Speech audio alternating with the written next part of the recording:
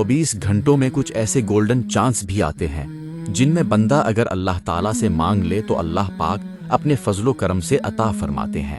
کچھ ایسے لمحات ہیں جن میں دعاؤں کی قبولیت کی خاص امید ہوتی ہے، مثلاً شب جمعہ 2 خطبوں کے درمیان اور جمعہ کے دن عصر کے بعد سے مغرب تک کا وقت۔ اسی طرح تہجد کا وقت بھی دعاؤں کی قبولیت کا بہت بابرکت وقت ہے۔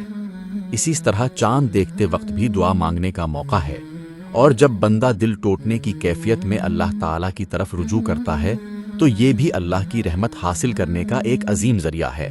اور ایک نہایت مختصر مگر قیمتی لمحہ وہ بھی ہے جب امام مسئلے پر کھڑا ہو، مؤذن اذان کے بعد اقامت کہے، اقامت مکمل ہو جائے اور امام نماز شروع کرنے کے لیے اللہ اکبر کہنے سے پہلے 1-2 لمحے خاموشی ہو۔